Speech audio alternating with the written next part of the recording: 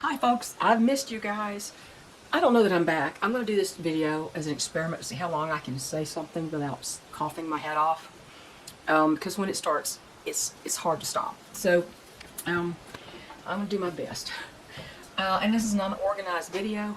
I was watching this morning the RFK confirmation process. Oh my word. These people are in a cult. The Democrats are in a complete cult. It's like, thou shalt not say that. Now, what is it? Thou shalt not criticize vaccines. They think all vaccines are good and equal and perfect and not dangerous. And they are so ignorant. I swear, I've never seen such an ignorant bunch. Thou shalt not criticize vaccines. Never mind that the COVID vaccine was not even by definition remotely a vaccine. But they seem they're so intent on that. And one thing I don't understand is they keep criticizing Bobby Kennedy for changing his views on abortion and other things. Now, let me tell you, he's not as pro-life as I am. As somebody said this morning, I'm a pro-life absolutist. No exceptions. I don't believe in life of the mother exceptions, rape and exceptions. How is murder a solution to your problems and something horrible that happened to you? It isn't. You know, somebody hurt me, therefore it justifies murdering somebody else who's innocent of the whole thing. But his stance has changed considerably. And you know, it's like, they always say it's a woman's prerogative to change her mind. You know how that old saying, which is kind of stupid. Everybody has a prerogative to change their mind. When more information comes to light and you adjust what you believe about something according to the information that you find in the future. People are allowed to change their minds and to have their attitudes develop about anything. Mine certainly has. I'm not the same person I was at 18 years old. Not at all. I grew up. Some people on the other side of the aisle never grew up. It's amazing. I've never seen such browbeating. It's like the man has a speech impediment and you won't give him time to even answer the stinking question. Because you don't care about the answer. You just want to protect the status quo and your wallet. Oh, you know, our government has sold out our national health to Big Pharma and Big Agribiz. To Pfizer and Monsanto. Now, if I stumble over words, it's because I can't even tell you. But anyway, I want to see Robert Kennedy confirmed in this position. He's correct about a lot of things. He's changed his mind about a lot of things. He's very thoughtful in analyzing data. And the Democrats just don't get it. They don't want any new input. It's like, okay, if they were in charge years ago, you know, and kept power, we would still be bleeding out people to treat disease. We'll just let them bleed into a bucket. That'll cure it, right? You know. We've advanced since then. Now, I can tell you something. This country is the most unhealthy in the world, with the best medical system in the world. The most complicated, the most expensive, of course. But they keep saying we have the best healthcare system in the world. Then why is everybody sick? Because around about 95% of all disease is metabolic. It has to do with what you ingest. And the same food, vegetables grown today are more unhealthy than they were 50 to 75 years ago. The soil has been depleted. You have overused chemicals, fertilizers, insecticides on crops. You can grow crops without that. There are methods, natural methods, that keep the bugs down and the disease down. It's not as cost effective and it's not as big, and you're not going to make as much money. Everything is about money. These people don't want Bobby Kennedy in here. Because, take for example Mike Pence. He took out a full-page ad dissing Bobby Kennedy about he said, you should not confirm him because he used to be for full-term abortions. We're talking about health, though. We're not talking about people's moral choices. We're talking about general health and the information and the safety of what we're eating and what we are injecting into our bodies. And all vaccines are not equal.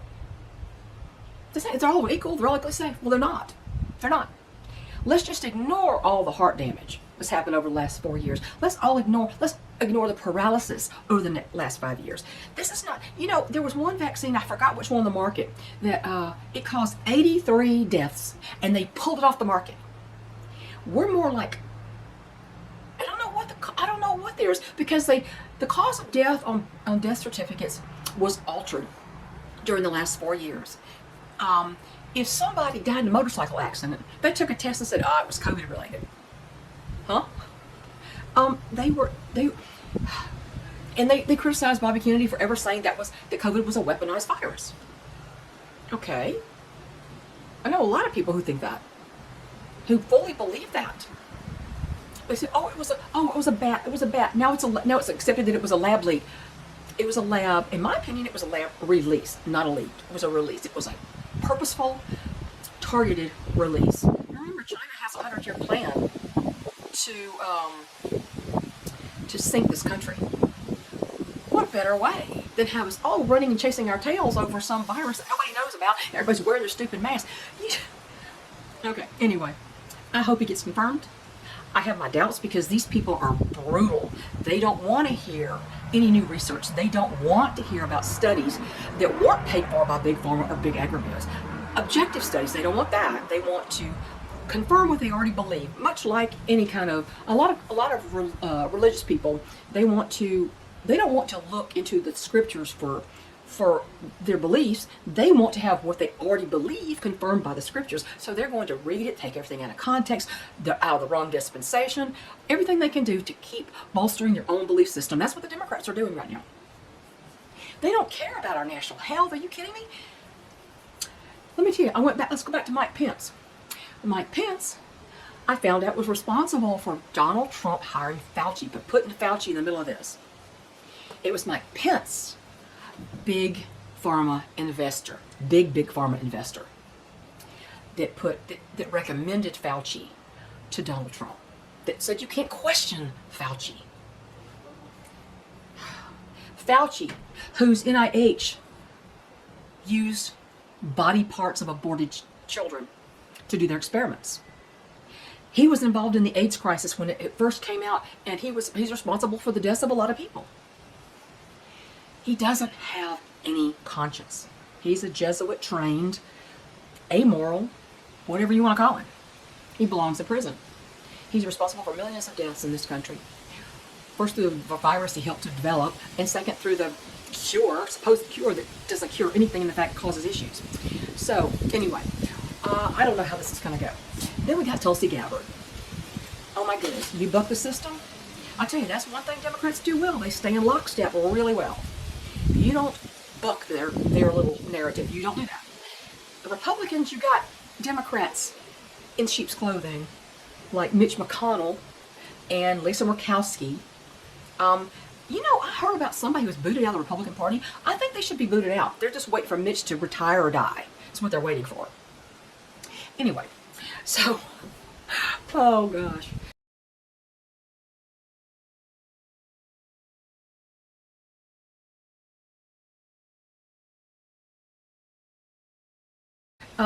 But I do want to talk to you about something here. I said that most disease in this country and overall is metabolic. Eating the way I do, more beef, butter, bacon, and eggs than anything else.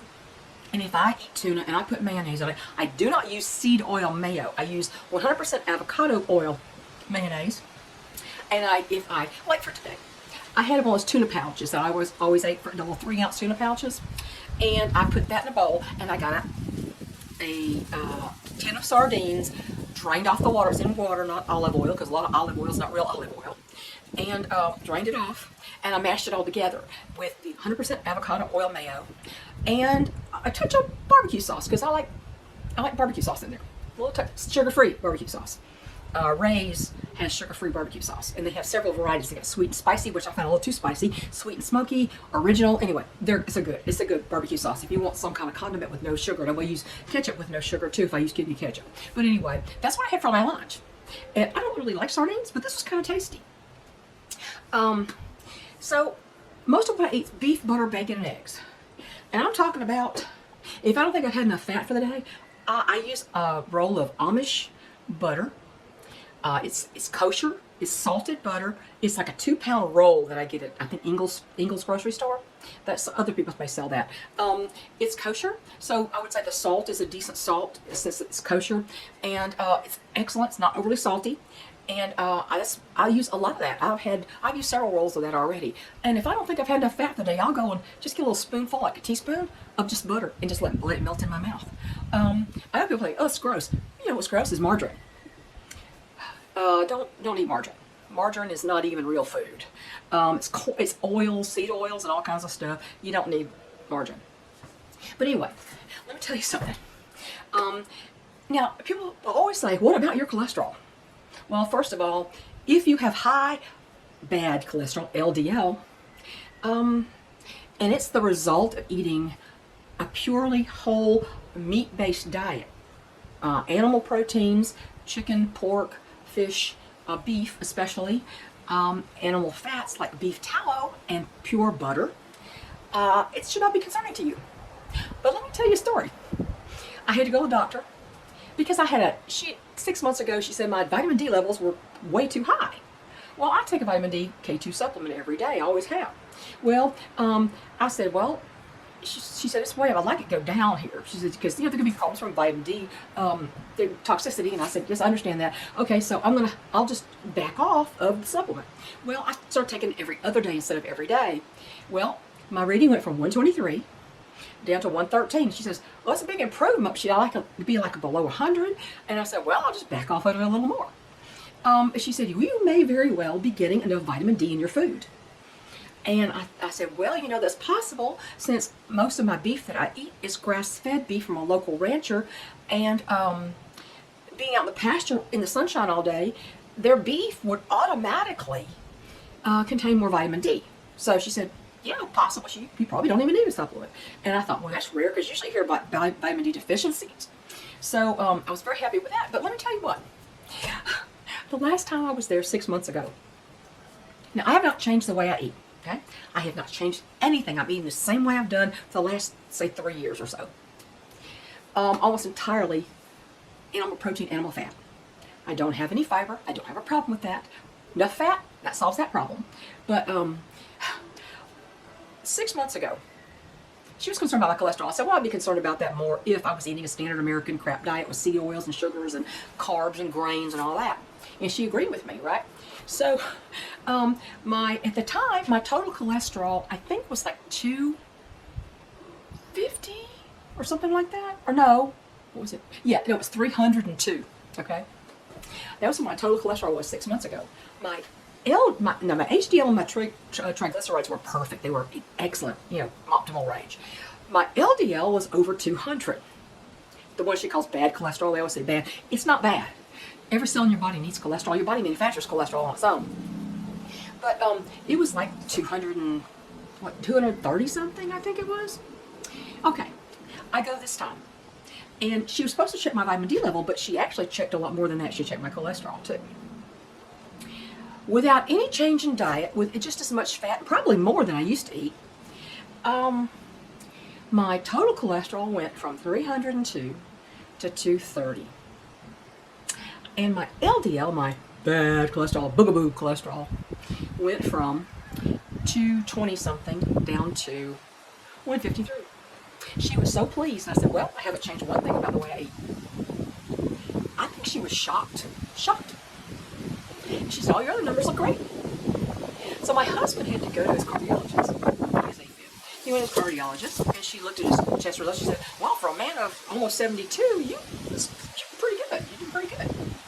Well, his cholesterol had dropped from over 200 down to 179, his total.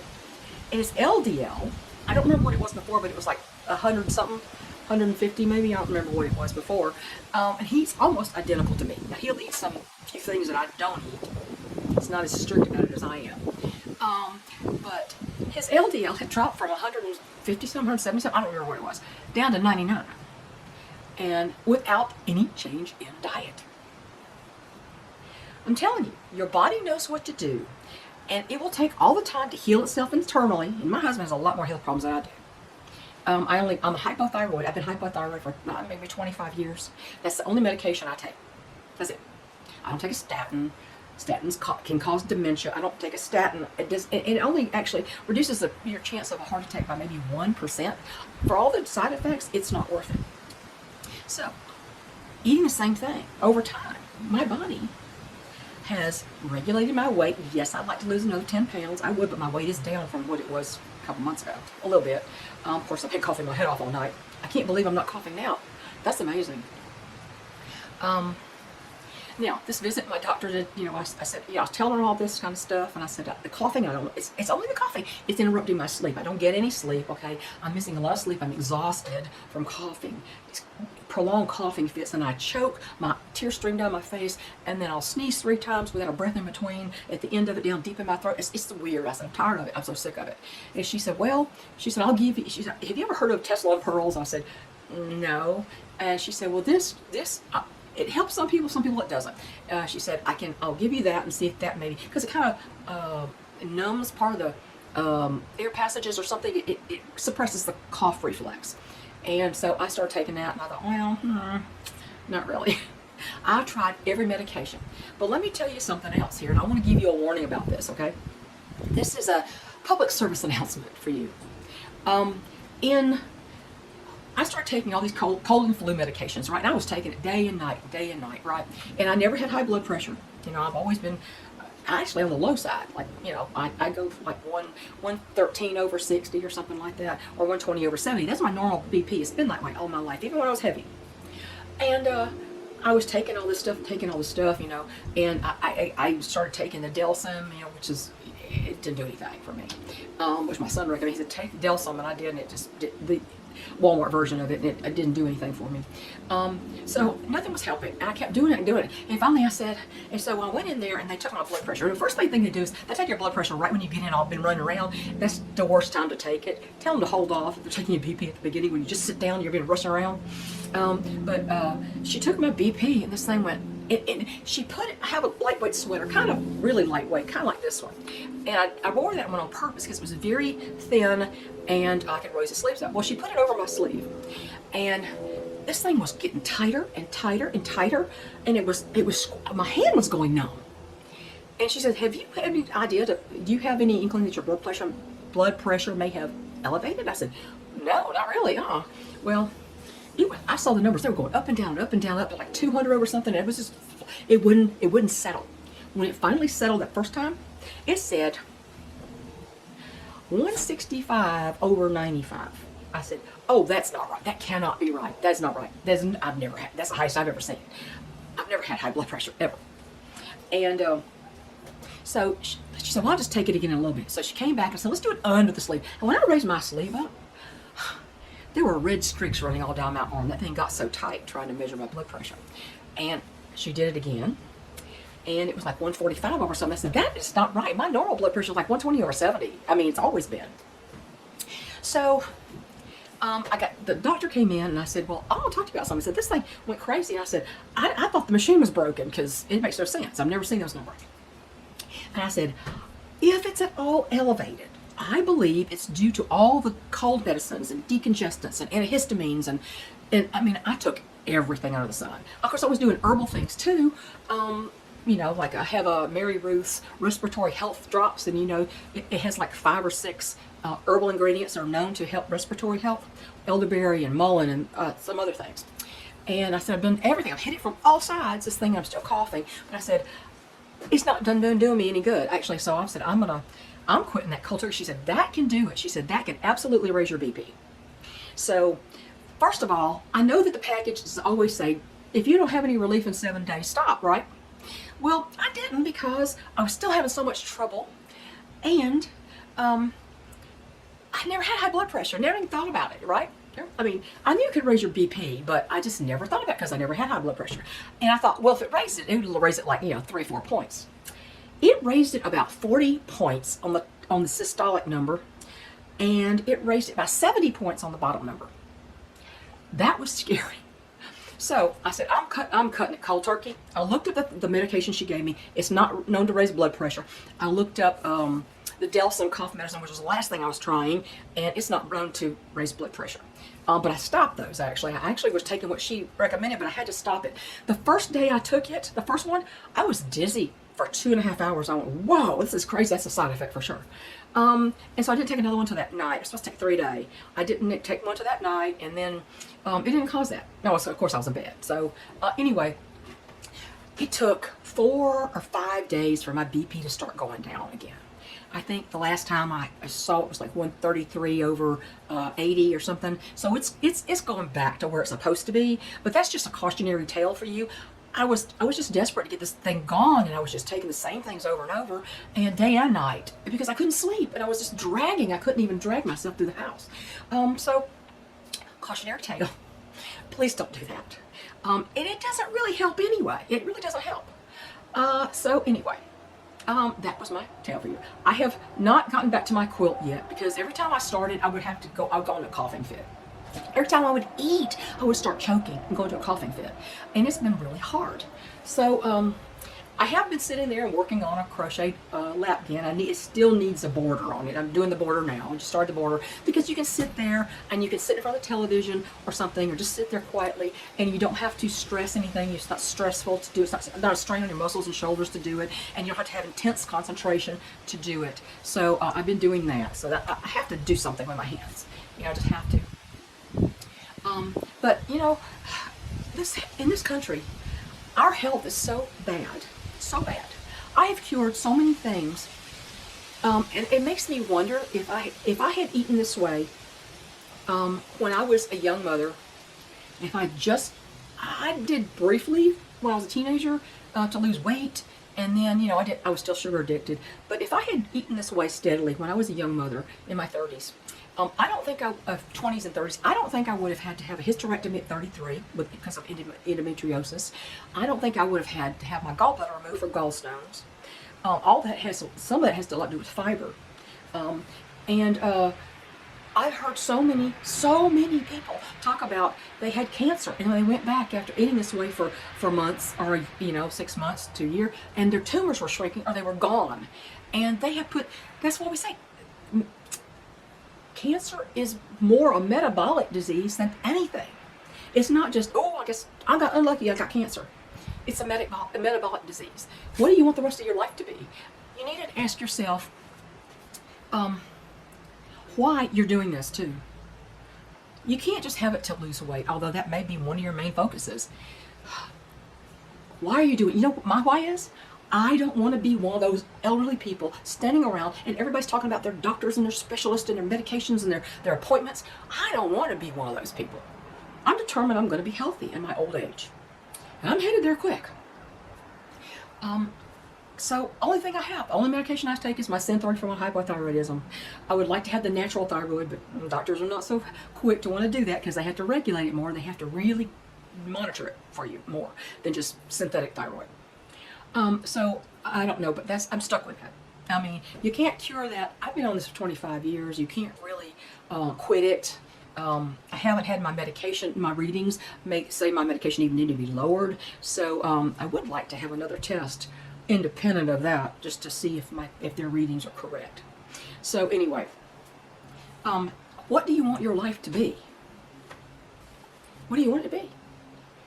What do you want to experience? Don't you want to be able to get out and walk and enjoy and garden and do all the things you want to do? Let's make home centers healthy again. There's some people who are rather pudgy because they've been sold a bill of goods about the food pyramids. The worst thing in the world that ever happened was the food pyramid that we had in the 70s. The worst ever. In fact, you could eliminate almost 3/4 of what's on that and then flip it on its point. Because the widest part is what you should have the most of, and that had grains and cereals and cookies and desserts on it. Eliminate that whole level. Forget it. You can't, there's no safe grains. I don't care if they're whole grains, I don't care if it's brown rice, it's not healthy. It's survival food if you've got nothing else, but it's not healthy on a daily basis. Carbohydrate poisoning is what is keeping all this country inflamed and in pain. And I know people have different problems. And if you get a hold of this eating a lot younger than I was, you might not encounter as many problems in your life. And I didn't have that many myself, but I did have migraines that sent me to the ER a couple times a year. and I had digestive issues, and my skin was worse, and I didn't have any muscle tone. I mean, I didn't do a lot of exercise. I from time to time get, gung-ho and do some exercise and, that kind of thing. But I don't even do that now. The only thing I do, do leg lifts and stuff, and different leg exercises in bed, and then I lift weights. But my body has reshaped itself. I mean, my whole midsection, I don't have a 6-pack, but I kind of have a 4-pack now. It's reshaped. I've got a different shape entirely. And it has nothing to do with exercise. It's just the way I've been eating for the last 5 years. I didn't start all carnivore, and I'm not 100% carnivore. Maybe that's not what your definition of carnivore is. Somebody said, well, if you're eating 70% carnivore, you're carnivore. And some other way, if you have a drop of cream, you can't be you're not carnivore. Well, cream is an animal product. Now, some people are sensitive to dairy and can't have it, and that includes cheese, but butter's a different thing entirely. So anyway, I don't know. I haven't been here so long. I feel like I have to cover 15,000 subjects. As far as my chickens, Bodie is still alive, but he's not going to be for long. We're going to have to put him down. I don't know what happened. I think, he's almost 4 years old. That whole group, the originals of that group, they're still left. They will be 4 in April. And my only 2 Bantam coaches I ever owned before this whole bunch, they both died at 4.5 years old. 1 hen and 1 rooster. Bash is still with me. That is the sweetest rooster on the planet. He is a doll. I absolutely adore him, but if he keeps living, he and Brandy are going to be 9 years old in June. 9. And that's kind of like a Great Dane living to 13 or 14. But I mean, everybody, Juliet is not doing well. One of my Easter eggs looks kind of like Ripley. Remember Ripley had a lot of wheaten color on her, white? Well, Juliet was paler colored. Juliet's showing signs of having egg issues. She's lethargic. She's hunched up. She hasn't been laying. She kept going on nest and never produced an egg, and she's going downhill. So I'm probably gonna lose 2 more of those. I think that February, by the end of February, hopefully I will have a hatch going of new high quality barred Plymouth rocks. It's going to cost me, but I don't want this hatchery crap anymore. I don't want to have mysterious deaths and hens dying of egg issues at 2 and 3 years old. It's ridiculous. But and here I got other ones that are my 2 oldest barred Plymouth rocks right now are Zara and Athena, Atlas's daughters, and they're both 9 years old already. So and they've never had an egg issue ever, not once. They've never had a crop issue, not once. Very healthy hens. So longevity is a thing with some of the better quality birds, and also the extras are easier to sell when you've got some high quality barred rocks that look like test pattern barring. Anyway, so that's what's going on right now, and I hope to get back to my quilt soon. If I can stand here and talk this long without coughing, I'll probably be coughing in a minute anyway, but if I stand here this long without coughing, then I think things are getting better. Slowly for sure, but better. So anyway, good to see you guys again. I'm not seeing you, you're seeing me. I'm not seeing you, but I hope you haven't left the channel. I don't know what I'm going to start planning on my garden this year and see what we're going to do with that. And I don't know if I've forgotten to tell you something. I'm sure I did. It's been very cold this year. I think the lowest temperature was 4 degrees one night. This coming week, we're going to have some 60s. Yes.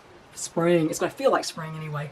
And then, of course, get cold again. Then get warm again. How it is on seasons as they transition one to another.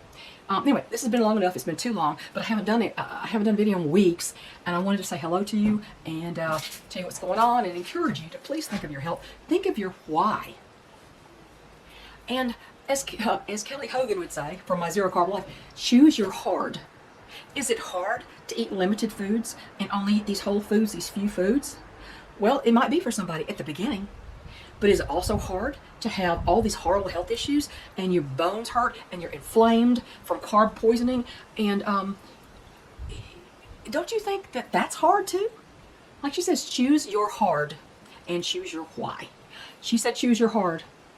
It's hard to have gallbladder pain or endometriosis or any number of things. Now, obviously I caught a bug in December. It's not a force field, germ force field, but it does help your immune system fight off things. I just think we have a lot of newer or mutated viruses and bacteria in this world now, and you're going to catch something once in a while. Thank goodness I only caught something last December and this December, so that's like a year apart. I was fine all the way in between after I quit talking like Lurch last time. Anyway, so Have a good day. Have a good rest of your week. I hope you get some spring weather this week too. Probably some of you in the out west or north are not going to get that yet, but I'm wishing it for you anyway. And hopefully I'll be back soon, and we'll be talking about gardens and new baby chicks and all kinds of neat stuff. So love you guys, and God bless. Bye.